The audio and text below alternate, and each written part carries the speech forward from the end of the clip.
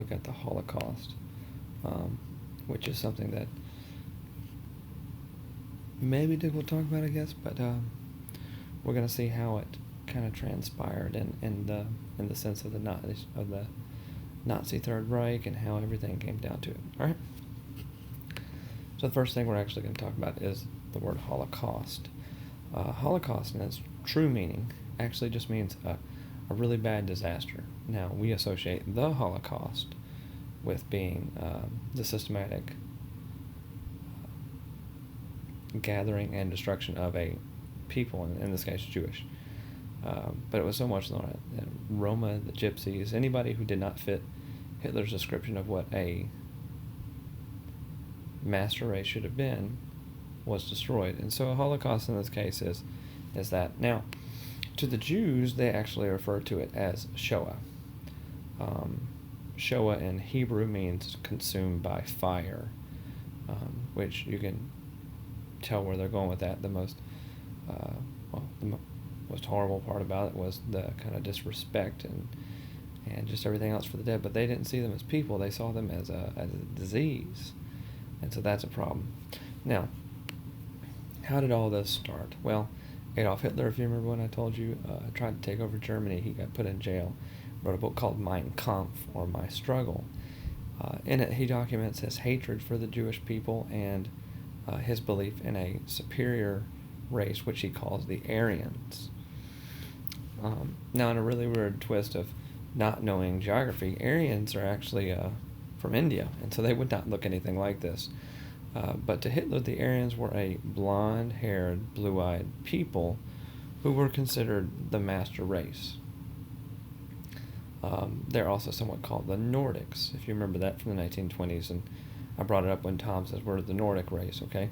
That was not uncommon to have that fear coming over here. There was a lot of that going on prior to knowing about the Holocaust.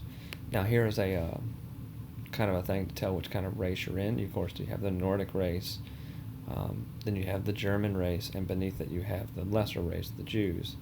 And you can tell how hair color, eye color has factored in there. Okay?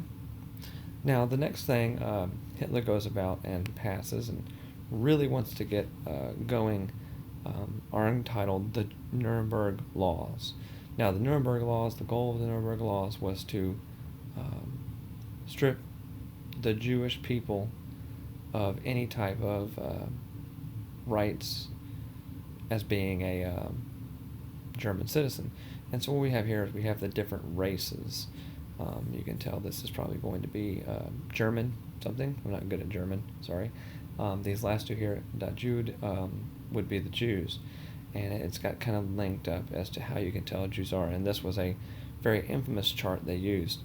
Now, as I said, the Nuremberg Laws were out to take all property, and here we have sign, that for Jews and for non-Jews, right? And very similar to the segregation attitude of the Old South. And of course, the most infamous and most notorious of the Nuremberg Laws was requiring them to wear the yellow Star of David. It also took their property from them, gave this property to the German government, and in some cases put them into forced labor camps, very similar off the idea that he got from Stalin and the gulags. Now, how does this all relate? What's going on? Well, as I said, families were displaced from their home. One such case was a man named Herschel Greenspan, or a young boy, as you can tell. His parents sent him out of the country to study. He was living in France somewhere, I believe. And they came through and they took his parents' property and they put them in a forced labor camp.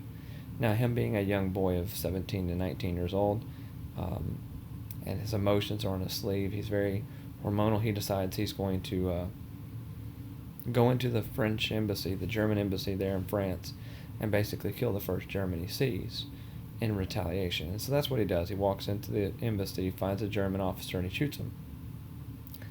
Now, this could have been the end of it. I mean, a lot of this, but one such man within the Nazi regime was extremely happy about this because it gave him a chance to accelerate his plan.